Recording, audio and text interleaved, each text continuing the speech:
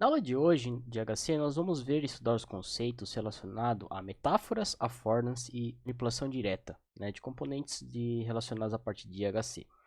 Então, dentro da parte de interação humano-computador, né, quando a gente vai começar a trabalhar com princípios da parte de design, né, envolve alguns conceitos, né, com relação à nossa interface, né, no qual a gente se faz uma pergunta, né, com relação a o que faz uma interface ser fácil, o que faz uma interface ser complicada e o que faz uma interface ser algo mais natural, né? Então, dentro dessas características, né, relacionadas à parte de IRC, a gente vai introduzir alguns conceitos relacionados a alguns princípios básicos de como você projetar, né, essas partes de interfaces para os seus usuários, né? Então, das primeiros componentes, né, dessas características, né, vamos começar a abordar a parte de quesitos de design, né? Então, observem para essa imagem, né? Vocês olham, né? Percebam que ela está representando um medidor, né? De copo, né? Um copo medidor, no qual você tem vários tipos de medidas, né? No qual você tem por açúcar, farinha, arroz, né? E aqui você tem a porcentagem, a porcentagem não, o tamanho, né? Com relação à granularidade por quantas gramas ou ml, né? Em relação à parte de medidas, né? Então, dentro dessas características, a gente se pergunta para vocês, eu faço uma pergunta para vocês. Quais os defeitos de um copo medidor? E como melhorá-lo, né, no caso? Né? Fiquem com esse dilema, né? Com relação a essas características desse copo medidor. Como que eu consigo melhorar? Qual que é o defeito desse copo, né, em relação aos copos existentes no mercado ou uma outra variação desse copo, né? Então, dentro dessas características, né, nós vamos ver que para a gente melhorar esse copo de medição, a gente pode. Existe um copo medidor no qual a parte de. Que representa, né, a parte de quantidade, né, informações de quantidade, ele é na parte superior. Por quê? Facilita a vida do seu usuário com relação a enxergar a parte de medidas, né, de quantos ml está sendo inserido dentro desse recipiente, né? E até mais fácil para o seu usuário visualizar, né? Com mais facilidade, ao invés dele ficar vendo pelos numerozinhos na lateral, né? Como nesse copo, por exemplo, copo anterior. Então essa aqui é uma maneira de você conseguir melhorar, né, a parte de visualização, né, desse copo, né, da utilização desse copo de uma maneira que fique um pouco mais funcional para os seus usuários, né? Então dentro dessas mesmas características, né, nós vamos estudar alguns conceitos com relação à parte de abismos de execução e abismo de avaliação, tá? Dentro dessas características, né, dentro de interação humano-computador, os abismos de execução, na verdade, eles chamam de Gulf of Execution, né, que envolve a parte, um golfo de execução, né? Mas, traduzindo, né, literalmente para do inglês para o português, né, tipo, no sentido no qual nós estamos trabalhando aí na nossa disciplina, o Gulf, né, ele vai entrar mais com a parte de abismos, tá? Que existem alguns conceitos, né, por trás disso. Por quê? Dentro dessas características, nós temos dois tipos de abismos, né? Um é voltado para a parte de abismo de execução e o outro é relacionado à parte de abismo de avaliação. No qual, o abismo de execução, você vai se fazer a seguinte pergunta: como o usuário sabe o que fazer?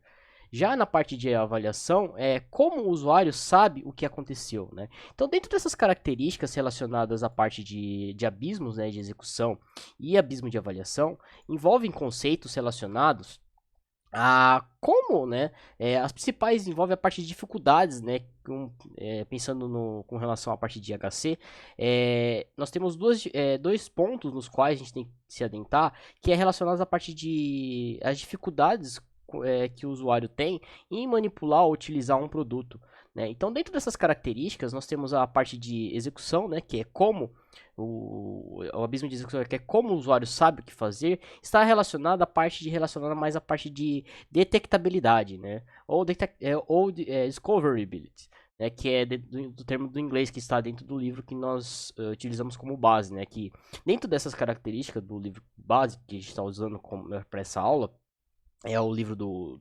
do Cooper, né? Ele fala, né, dessas características relacionadas à parte de abismos de execução e abismo de avaliação. Porque a parte de avaliação, ela é relacionada, né, ao que, como o usuário sabe o que aconteceu. Que isso é algo relacionado a um feedback dos seus usuários para a gente, ou para o seu produto que ele está desenvolvendo em si. Então ele quer saber o que fazer e se perguntar o que aconteceu, certo? Em palavras, né, de tradução, né, com relação a essa parte desses conceitos de teoria, certo? Então, Dentro dessas mesmas características, essas duas dificuldades, elas ressaltam os abismos que encaixam, né, entre a parte de uma meta, né, que as pessoas tentam atingir, e a parte dos meios em alcançá-las, alcançar um objetivo e tentar executar essa manipulação desses objetos de um produto em si. Então, dentro dessas características da parte de execução, né, envolvem, né, dentro dos abismos, envolve a parte de capacidade, né, de como você vai manipular, né, os seus objetos ou os produtos e como você vai executar, né, a parte de perceber ou utilizar de fato, né, ter o feedback real, né, da situação da parte de execução, né, do que foi executado, como que eu executei isso, né, ou como que eu percebi isso, né. Então, dentro dessas características, eu tenho essa imagem para vocês. O que vocês olham, vocês observam para essa imagem, o que vocês acham que seria essa imagem? Né? Fica um ponto de reflexão. Pausem o vídeo e deem uma olhada. Não abram os slides. Dê uma olhada nessa figura. Para que você acha que serve essa figura? Imagine. Né? Vou dar um tempo para vocês abrirem os slides, beleza? Bom, mas em consideração, né, com essa parte relacionada à parte de abismo de execução e abismo de avaliação, envolve, né, dessa imagem. Ó, essa imagem ela serve para os chineses, né, os povos orientais ali, eles inventaram esse pequeno dispositivo no qual é tipo um babador, né, para não cair o cabelo, né, dentro da comida, né. Então ele coloca na sua cara, né, e você pode comer e não ter cabelo caindo na comida, né, principalmente para as mulheres ou para as pessoas que têm cabelo comprido, né. Um bom utensílio, né, na qual facilita a vida desses usuários, né. Porém, a gente olha para esse dispositivo e a gente fala assim, né, para que serve, né? Então isso aí envolve a parte de questões avaliada a parte de abismos, né, de execução, né? Para que serve esse dispositivo? Como que eu faço para manipular, né? E depois de avaliado, depois de utilizado, o seu usuário vai te dar um feedback com relação a esse aplicativo, né, ou esse dispositivo em si. Né? Então como que eu vou fazer isso? Como que eu vou testar, né, determinar o estado e ver se esse objeto ou esse produto funciona de fato? Né? Então é um exemplo, né, de questões de características que envolve essa parte de avaliação de um projeto ou a parte de execução e os abismos de avaliação. Então, dentro dessas características, né, dentro dessa parte de identificação dos abismos, a gente tem que se considerar e fazer algumas perguntas, né, no qual algumas considerações nos quais quão facilmente uma pessoa consegue isso relacionado à parte de determinar as funções de um sistema, ou a parte de especificar as suas ações que são possíveis, ou até mesmo a parte de mapear corretamente as suas intenções e ações físicas, executar a ação, identificar o estado em que se encontra o sistema e se o estado atual é o desejado, né? Ou até mesmo mapear corretamente o estado de um sistema para a interpretação correta. Né? Isso são algumas perguntas nas quais a gente se pergunta, né, para a gente conseguir identificar esse tipo de abismos. Né?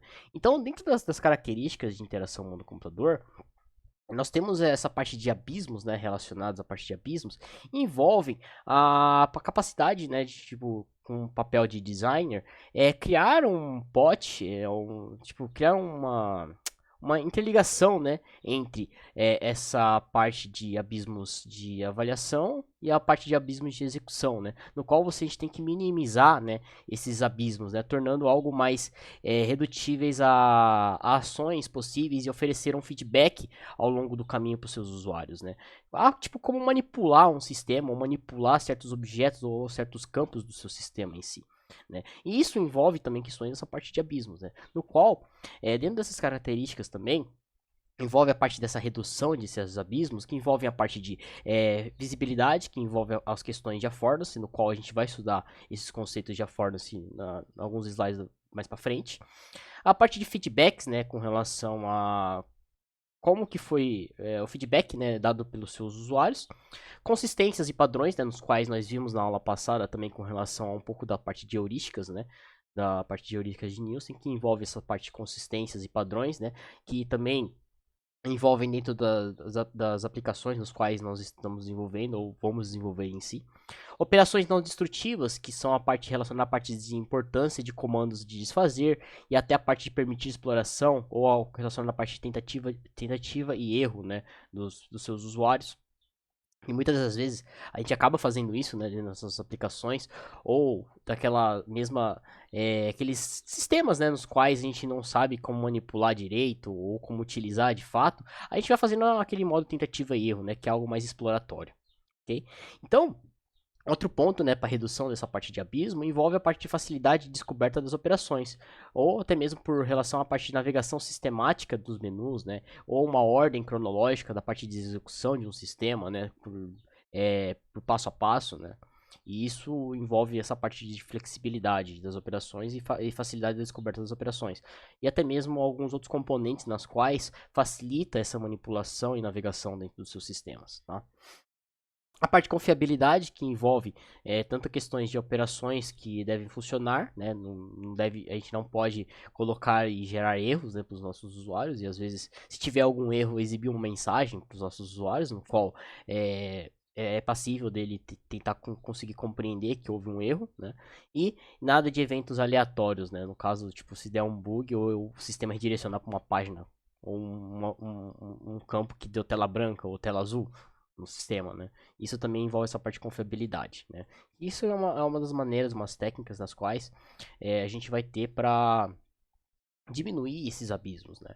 Imagine também, né, dentro dessas características, que envolve a parte de questão de design, e a parte de design visual e a parte de conceitual que ajudam a cruzar os abismos, né? Porque dentro dessas características envolvem vários aspectos nas quais a gente vai estar trabalhando aqui na nossa disciplina, que ajudam, né, a reduzir esses abismos, né, de execução e de avaliação por parte dos usuários com relação à utilização de um produto ou de um sistema. Ok? Então, envolvem três características, né? Que são três paradigmas principais, que envolvem a parte relacionada à parte de centrado na implementação, algo em volta da parte metafórica e a parte idiomática, né? A gente vai estudar cada um deles no decorrer dessa aula, beleza? Então, um outro exemplo, né, dessa parte de abismos, por exemplo, que envolve, que eu lembrei também, imagine, quando você comprou um produto novo, né? E você não sabe como usá-lo, né? O que você faz normalmente? Bom, primeiramente você vai lá e vai fuçar, né? Como que funciona, ou às vezes você vai ler um manual, né? Então, às vezes, ou você não tem um manual e como que você vai fazer para utilizar aquele aplicativo, aquele produto no qual você tá manipulando? Você vai fazer a tentativa e erro, né? Vai executar, né? E, tipo, o sistema ele não traz nenhuma informação de como executar. Às vezes um sistema não traz tudo as informações, tipo, deixa na cara do usuário, né? E isso acaba gerando um pouco de abismo de execução, certo? E no final, depois que você aprende a manipular e a utilizar aquele aplicativo, aquele produto, você já tem um feedback, né? No qual você já fez a parte, você ainda tem uma questão, tipo, que vai envolver a parte de abismos de avaliação, né? No qual você vai dar um feedback sobre aquele produto ou sobre aquele sistema ou aquele serviço, certo? Que também é algo oferecido dentro dessas características, né? Um exemplo dentro do nosso dia a dia, por exemplo, ok? Então, dentro dessas características de abismos de execução e avaliação, nós vamos estudar algo relacionado à parte de interfaces metafóricas, né? Tipo, existem hoje no dia a dia nosso que a gente já está tão acostumado que a gente acaba nem percebendo que isso são metáforas, tá? A parte de interfaces idiomáticas, a affordance, manipulação direta e manipulabilidade, tá? Que são alguns conceitos nas quais a gente vai introduzir dentro dessa aula, que é relacionar a parte de metáforas, affordance e manipulação direta. Okay? Então, o primeiro ponto que a gente vai trabalhar é relacionado à parte de metáforas. Metáforas, né, dentro do contexto de interação humano-computador, é algo relacionado à parte de metáforas visuais, né, que envolvem as características que são figuras que representam um propósito ou atributo de um objeto, no qual sinalizam uma função. Né? Igual a gente tem dentro do nosso próprio leitor de PDF aqui, ó. A gente tem metáforas que existem metáforas dentro dessa aplicação. Por exemplo, você sabe que esse símbolo aqui de um disquete é para você salvar o arquivo, né? Ou quando tem uma estrela é para favoritar, né? Isso aqui é uma metáfora.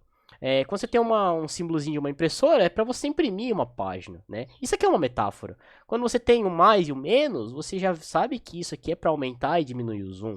Né? Uma canetinha, né, relacionada a um balão, que é um bloco de notas, uma nota adesiva, ou uma caneta que é um grife, né, que é igual o nosso marca-texto no mundo real. Né? Então, dentro dessas características, são objetos que são representados de maneira virtual, né? no qual representa um propósito ou algo que a gente já conhece, né, dentro do nosso dia a dia, que são atribuídos e inseridos dentro do meio digital. Tá? Que são figuras que representam um propósito ou atributos de um objeto. Tá? Então, dentro dessa parte de interfaces metafóricas, né, temos que eles se baseiam em conexão do mundo real, que são utilizados a partir de sugestões visuais de interface, né, que são aplicados para o mundo virtual. Tá? Que é o que a gente vai trabalhar também. Hoje, nos nossos aplicativos também, a gente tem várias características nas quais são utilizados, né, conceitos, né, de metáforas. Por exemplo, nos aplicativos de celulares tem aquela engrenagenzinha que normalmente referencia-se a uma configuração, né, ou algo como uma setinha para prosseguir ou voltar uma página ou a tela em si, né? Isso tudo são componentes, né? Que envolve a parte de utilização de imagens, né? Ou símbolos que representam um objeto do mundo real, um atributo de um objeto. Né? Então, dentro dessas características, né, eles foram um passo adiante de DHC e foram substituídos a interfaces centradas na implementação, né? No qual a gente utiliza isso no nosso dia a dia, né? Que, tipo, cada um desses ícones aqui, ó, que a gente tem no nosso, por exemplo, nossa barra, né? Eles são representados como metáforas. Tá? Então isso está no nosso dia a dia, beleza? O exemplo, né, do lixo, né, também. Muitas das vezes, né, nós temos o exemplo do lixo, né, da lata de lixo, né, que também representa, né, algo de um objeto do mundo real que foi transformado para o mundo virtual, né. Só que dentro dessas características, as metáforas, elas têm alguns problemas. Por quê? Porque elas, às vezes, elas se baseiam em intuição e não em instinto. Porque a parte de intuição as metáforas são baseadas em intuição e não em instinto. Porque muitas das vezes a parte de intuição ela exige o aprendizado anterior, não o instinto. O instinto não, né? Porque a gente já conhece, né? Já viu, já manipulou algum objeto desse no mundo real que foi meio que transformado para o mundo digital. Imagina aquelas pessoas que nunca viram esse tipo de componentes, né? E elas vão utilizar um aplicativo, um sistema pela primeira vez. Às vezes ela vai mais pelo, às vezes ela vai meio que pelas características, né, da imagem, ou pelas características daquele objeto, pela forma, né, não pelo instinto, né, às vezes elas ficam meio que, beleza, mas que significa, às vezes, quando a primeira vez você está usando um navegador aqui, um leitor de PDF, o que significa essa imagenzinha de uma nuvenzinha, né, com uma setinha? O que essa imagem faz? Né? Eu não sei. Então é a mesma coisa, a gente vai baseando por instinto, a gente vai clicar para ver o que funciona, como que funciona, o que significa, né, esse ícone, ok? Então, dentro dessas características, um exemplo, né, que eu trouxe para vocês é de um aplicativo, de um produto chamado General Magic, né? Ele é algo relacionado à parte de um aplicativo no qual é tipo um joguinho, na verdade, né? No qual ele só trabalha com metáforas, né? Porém, dentro dessas metáforas, né, ele tem várias imagens aqui nos quais a gente olha para essas imagens e a gente não sabe, né, para que significa, para que serve, né, cada um desses ícones, né?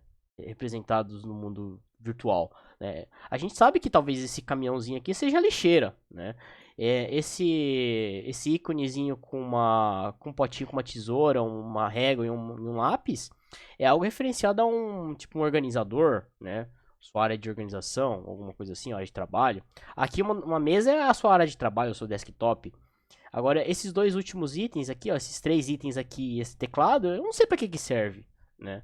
Para que serve esses ícones? Tipo, o sistema ele não informa o seu usuário uma maneira de como manipular e como utilizar. E isso acaba entrando um pouco na parte de abismo de execução e abismo de avaliação, né? Porque o seu usuário não sabe como manipular e como ele vai executar essas ações. E também com relação à parte a parte de feedback, né, de avaliação, o seu usuário por final vai te dar um feedback e falar assim, ó, isso aqui não é intuitivo, isso aqui eu não sei como mexe. Eu vou ter que aprender, tipo, vai tentativa e erro para poder aprender a usar manipular esses objetos, né? Outra através também pela ajuda, né? Também é uma maneira de você conseguir sanar, né, as suas dificuldades com relação a como manipular esses objetos metafóricos, ok? Então, aqui, né, esse problema é depois que uma função é compreendida, né, a metáfora compromete a facilidade de navegação, né, porque você já sabe como manipular e como que ela funciona, né, a parte de execução dela, porque você já quebrou o abismo de execução. Tá? Então, dentro dessas características, né, o problema com relação à parte das metáforas é a parte da tirania das metáforas globais, né? Porque muitas das vezes a metáfora global ela é única e abrangente em todo o seu sistema, ou é a parte da estrutura, né, do seu sistema como um todo, né? E isso acaba tendo um problema, né, com os usuários, porque às vezes ele não sabe como manipular e como executar, né? Se você coloca um ícone, né, como algo principal do seu sistema, né? Um botão principal do seu sistema. Às vezes o seu usuário não sabe como que isso manipula.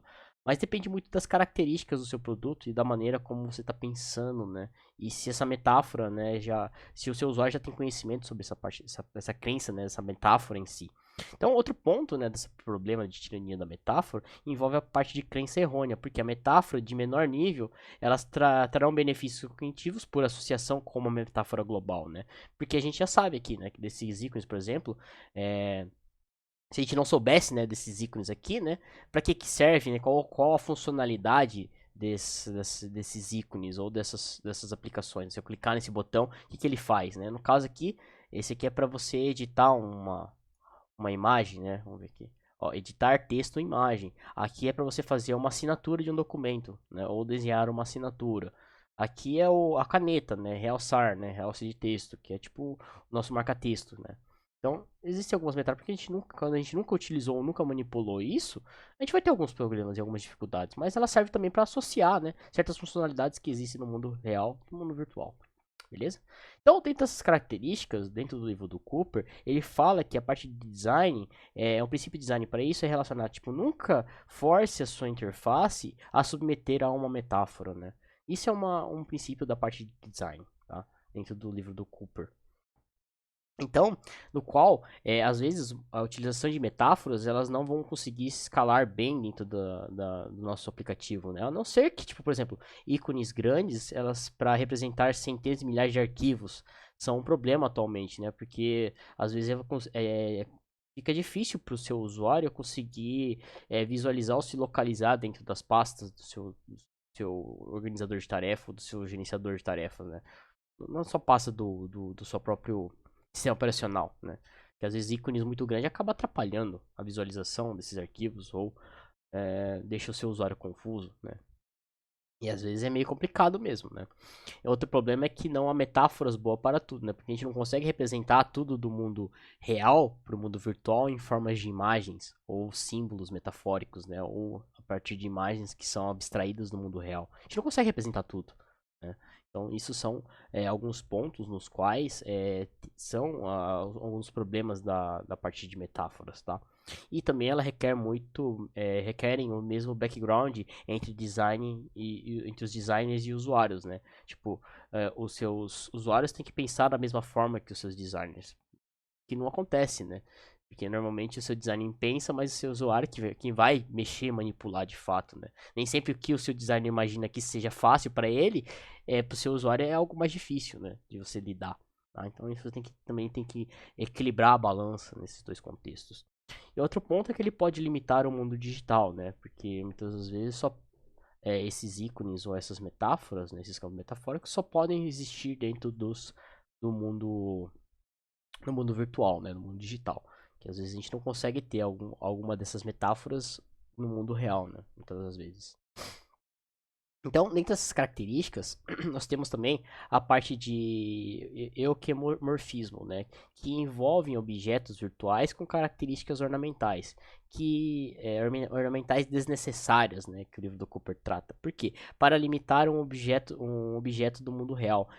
Se não me engano, essa aqui é a primeira versão, uma das primeiras versões do Kindle, né, do aplicativo Kindle na Amazon, né? No qual ele tinha tipo, parecia uma galeria tipo, sabe aquelas estantes de livraria, né? No qual você tem aquela exposição de revistas, né? Era parecido isso, né? Antigamente o Kindle. Você tinha uma prateleira de uma loja, né? No qual você conseguia selecionar o livro ou a revista que você queria, né? Dentro desse aplicativo. E você manuseando como se fosse você estivesse dentro de uma livraria, né? E isso também é algo meio que complicado, porque às vezes esse euquemorfismo traz características do mundo real, mas para o mundo virtual isso acho que acaba sendo deixando o seu usuário um pouco mais confuso na hora de utilizar, né? E isso também atrapalha, né, a parte já acaba gerando um pouco de abismo de execução. Como que ele vai manipular, como que ele vai usar de fato, sem ele saber como executa de fato, sabe? Se vai funcionar da mesma maneira como funciona no mundo real, se pegar uma revista lá e já abrir e folhear, como que eu faço para manipular isso? Como que eu executo? Né? Isso acaba entrando nessa questão de abismos, né? que também envolve essas questões de metáforas, né? E que a parte de equimorfismo. Esquiomorfismo, né? No caso. Outro ponto é que também envolve a parte que não replique modelos da área mecânica, né? Igual o nosso eventual calendário, né? O calendário também, dentro das características, né? Envolve essa parte de manipulação através de metáforas, né? Aqui a gente tem o calendário do próprio Windows aqui, por exemplo, né? No qual ele é semelhante, né, aos calendários físicos, né? No qual a gente já está meio que acostumado no nosso dia a dia, né? E se a gente acaba mudando a maneira de como visualizar esse calendário, às vezes a gente acaba ficando um pouco confuso, né? Isso também gera um pouco de é, semelhanças, né, entre as características do mundo real com o mundo digital, né? Qual não replique os modelos da era mecânica, né? Por causa não tem que mudar, na verdade, né? Não tem que alterar o que funciona de fato, né? Se você alterar, você deixa os seus usuários mais confusos na parte de utilização. Porém, existem algumas regras, né, de exceções, né?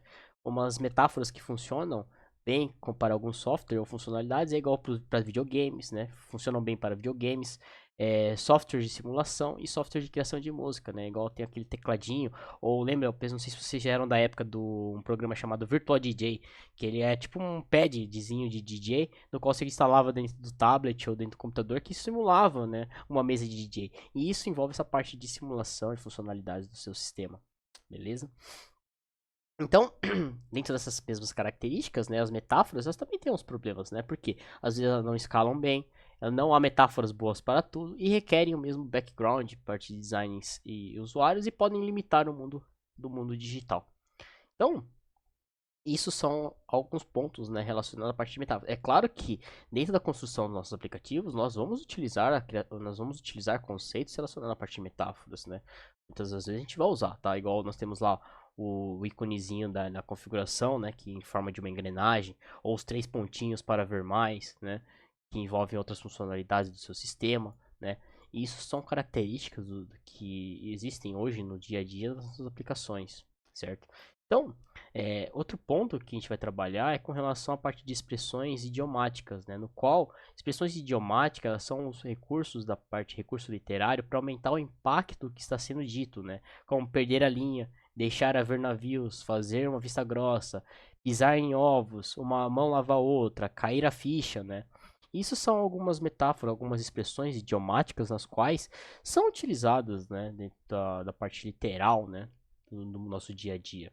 Ou, por exemplo, ao pé da letra não faz sentido, não são intuitivos ou metafóricos e envolve a parte de aprendizado dos seus usuários, né? Quem lembra de antigamente você tinha antigamente tinha os orelhão, né? Os orelhão, para você funcionar e fazer uma ligação, você tinha que usar as fichas, né?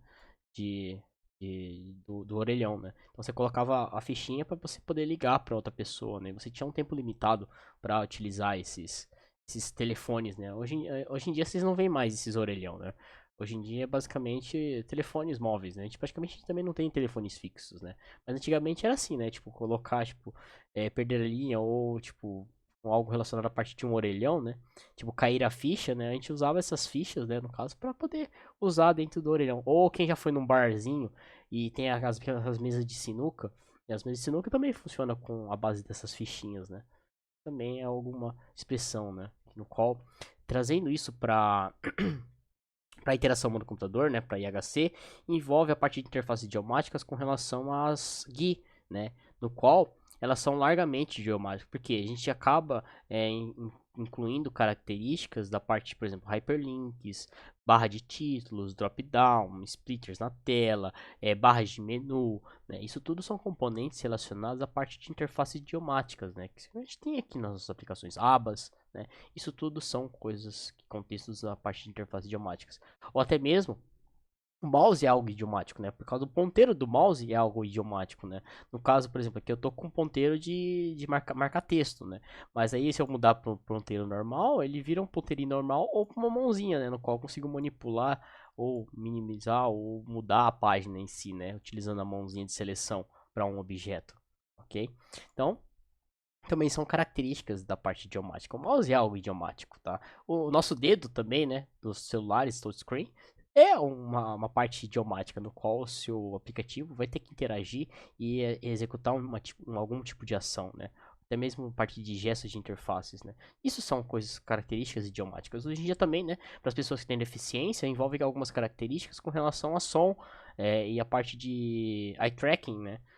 Que envolve essa parte de interfaces gestuais, né? Parte de navegação. Seu teclado também é algo que envolve questões idiomáticas, ok? Então, as interfaces idiomáticas, elas são superiores às interfaces centradas na implementação, porque elas não requerem compreensão de funcionamento, mas apenas uma memorização, né? A maneira com que você vai manipular esses objetos dentro dos seus componentes ou dentro dos seus aplicativos, independentemente do tipo de plataforma, né? Então, dentro dessas características, o livro do Cooper trata que existe um princípio de design para a parte de interface idiomática, porque todas as expressões idiomáticas, elas devem ser aprendidas. Boas expressões idiomáticas precisam ser aprendidas uma única vez, né? Ou apenas uma vez. Porque a gente manipulou uma vez e a gente já sabe como utilizar esses meios, né? Essas características, né, desses componentes uma única vez. Né? A gente meio que memoriza, né? Então, dentro dessas características, a gente tem o conceito de affordance, né? Affordance signifiers, né? Então, dessas características, tipo, olhem para esse objeto. O que vocês acham que seja esse objeto? Vou dar um tempo para vocês. Olhem para esse objeto e me falem. Para que serve esse objeto? Parece um copo com várias alças, né? Mas para que significa isso? Por quê? Qual que é o intuito disso? Né? O que isso tem a ver com a disciplina, professor? É só me perguntar. Tem tudo a ver, galera. Por quê? A gente vai estudar conceitos relacionados à parte de affordance signifiers, né? Para a gente introduzir os conceitos de affordance signifiers, a gente tem que entender alguns conceitos, né, da parte dos princípios básicos, né? Então a gente olha para esse objeto, a gente fala, esse objeto é conhecido como, chama-se Tang, né, que é um objeto usado no século XV a XVII na Inglaterra, que é uma caneca com várias alças. Porque ela ajuda a dividir uma bebida com outras pessoas, né? Tipo, você consegue passar a caneca para outras pessoas, né? Tipo, transferindo a caneca para outra pessoa e ela vai pegando a alça, né? Independentemente se ela tá na sua frente ou do seu lado, você consegue passar essa caneca de várias maneiras para os seus usuários, certo? Então, mas, pá, beleza, professor, mas o que isso tem a ver com a disciplina, né? Vamos chegar lá, vamos chegar lá. Aí dentro dessas características, eu faço a seguinte pergunta para vocês. O que fazemos quando nos deparamos com um objeto cujo uso desconhecemos? Né?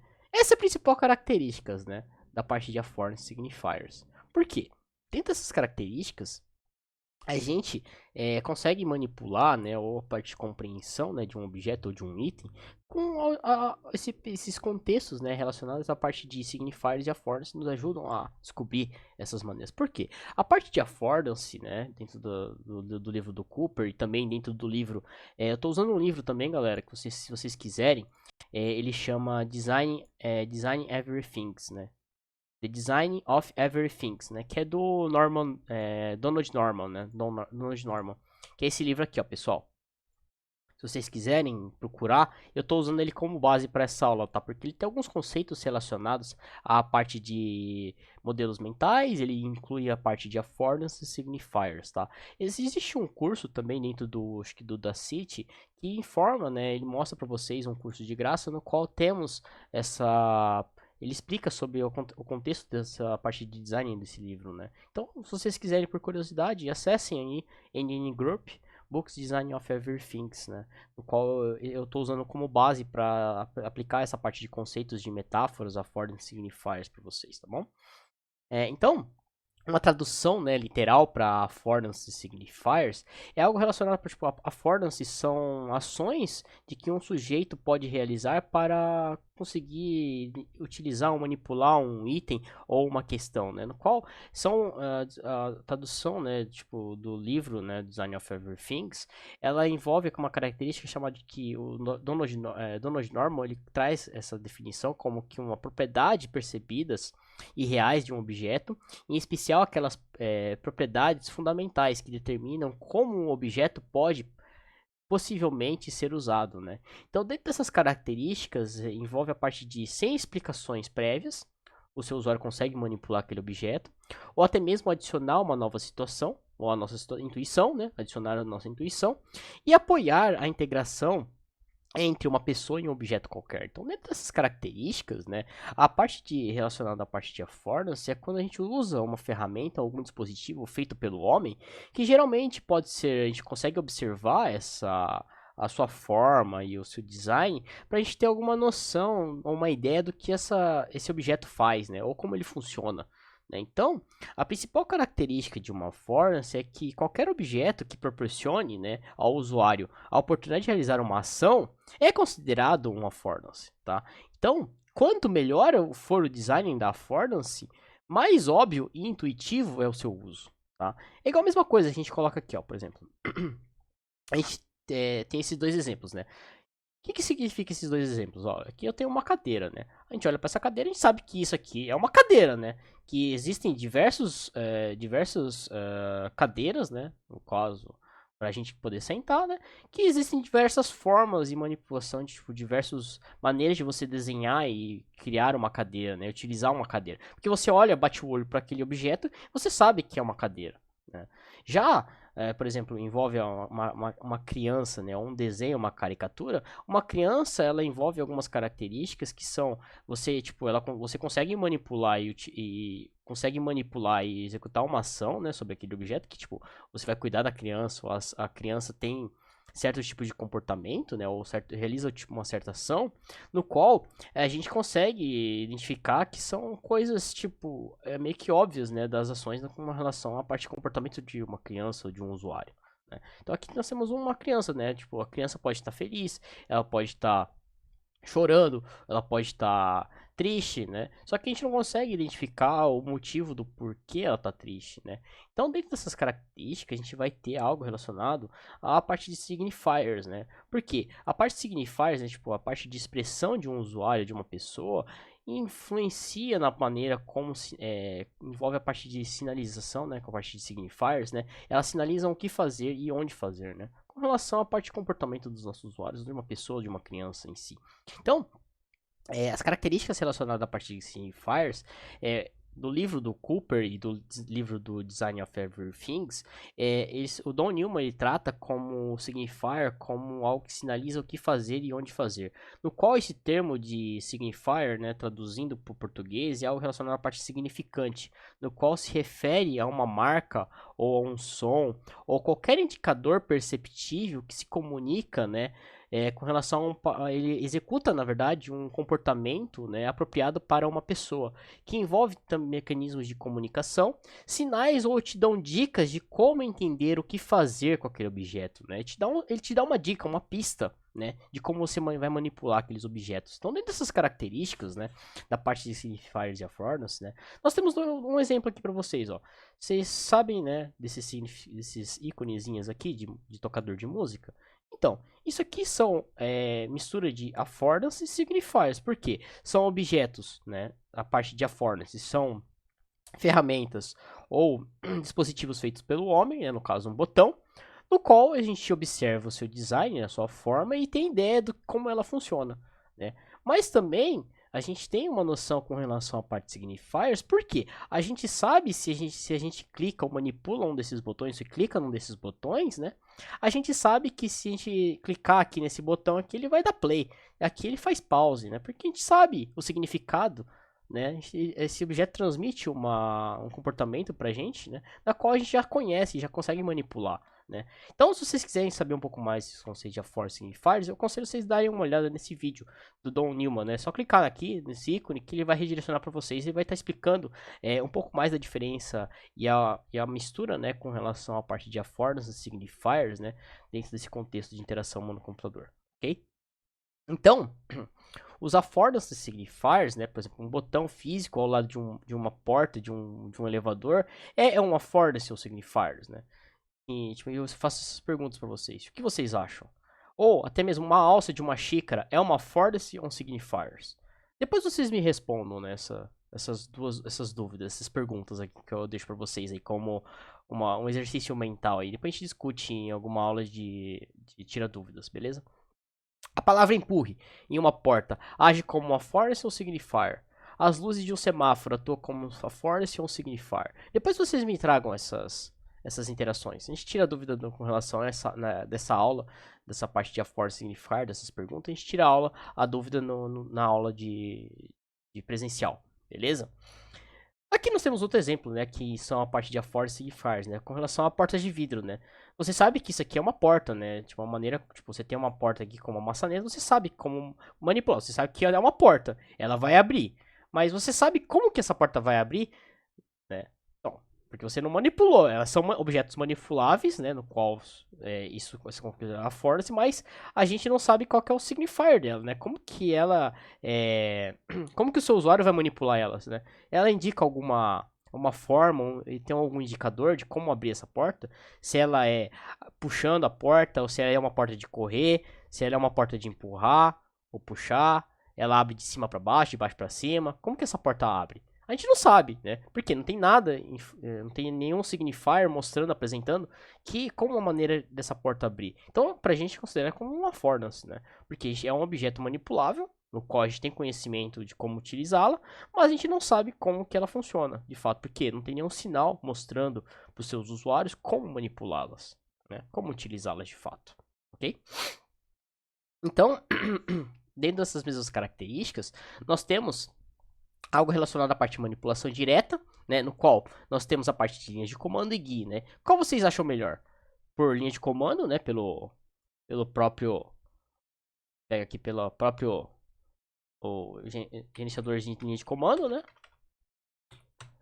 No qual a gente pode estar digitando aqui, né, por linha de comando executando uma ação, ou por interface gráfica, né? Qual que vocês preferem? Isso tudo é por questões, né? De gosto de cada um dos usuários, tá? Mas envolve esses duas características, manipulação direta. Então, a parte de manipulação direta a gente pode fazer a seguinte pergunta, né? Como se move um arquivo de uma pasta para outra, sendo outra usando esses diferentes paradigmas, né? Como que eu faço para mover um arquivo de uma pasta para outra, utilizando comandos de linha de comando ou interface GUI? Para você fazer uma cópia de um arquivo, você vai usar o comando, por linha de comando, você vai usar o move, a pasta local, para a pasta destino, né? Já por linha de comando, por interfaces gráficas, você vai dar um Ctrl C, Ctrl V, um Ctrl X, Ctrl V na pasta que você quer, você só acessa a pasta, né? Isso são maneiras diferentes de você executar a mesma função. Porém, elas executam de maneiras diferentes. Elas executam a mesma ação, porém de maneiras diferentes, ok? Então, essa parte de manipulação direta envolve três elementos, que é a parte de representação visual do seu objeto de dados de aplicação, a parte de mecanismos visuais e gestuais para agir sobre esses objetos, que envolve a parte de oposição de comandos de texto de forma livre, né, igual as teclas de comando Ctrl+C, Ctrl+V, Ctrl+X, Ctrl+Y, Ctrl+Z, né, a gente sabe como manipular esses elementos, que é algo que é uma manipulação direta, ou até mesmo por interfaces gráficas, né, que são por botões, né linha de comando, ou até mesmo por linha de comando, né? A gente consegue fazer isso. Que envolve a parte de resultados visuais, né? Imediatos dessas ações, né? Tipo, a gente está copiando e colando, a gente tem uma manipulação direta e você consegue visualizar de fato como isso acontece. Então, dentro dessas características, a parte de affordance, manuais virtuais e a parte de feedbacks ricos, elas são essenciais para criar a experiência da manipulação direta, né? Porque envolve essa parte de contexto, né? Tipo, da parte de affordance, envolve a como você vai manipular, né? Como utilizar uma ferramenta, um objeto, um dispositivo feito pelo homem, aplicado isso dentro dos contextos da parte de design, ou como que ele funciona, né? Então isso envolve a parte de questões visuais, a parte de affordance manuais virtuais e a parte de feedback visual rico, né? Como que ele vai ser exibido para os seus usuários, ok? Então, muitas das vezes, nem sempre é adequado, né? Por exemplo, a gente tem que, às vezes, nem sempre o que a gente imagina que seja algo fácil pra gente pode ser algo mais complicado para certos tipos de usuário. Porque ela requer uma coordenação motora e até mesmo um senso de propósito dos seus usuários, ok? E por final, envolve a parte de questões de manipulabilidade, né? A manipulabilidade é algo relacionado a que é preciso comunicar os elementos da interface que podem ser manipulados, né? Como por exemplo um botão ou um ícone de uma barra de tarefas, né? Isso tudo envolve características nas quais é possível você conseguir executar uma ação, né? No qual você consegue manipular essas ações nas quais a gente está conseguindo executar, né? Que envolve, né, ícones, botões, células de planilha, áreas e telas do seu objeto, né? Até mesmo pode ser tanto por dispositivos móveis ou dispositivos desktop, né? Que a gente vai ter como manipular através dos nossos dispositivos de entrada, né? Como mouse e teclado, a gente consegue fazer isso, né? E na tela, né? Se for um touchscreen, através do dedo, né? Qual a gente vai estar digitando, vai manipular esses elementos. Então, dentro do livro do Cooper, ele trata isso como um princípio de design, né, que comunique visualmente a manipulabilidade sempre que possível. Aí se pergunta, mas como fazer isso, né? Então, para a gente fazer isso, né, dessas características, a gente vai ter que dar pistas para os nossos usuários, né? Porque dentro dessas pistas a gente vai utilizar técnicas com relação à parte de design visual, a affordancy visual estático, estáticas, né?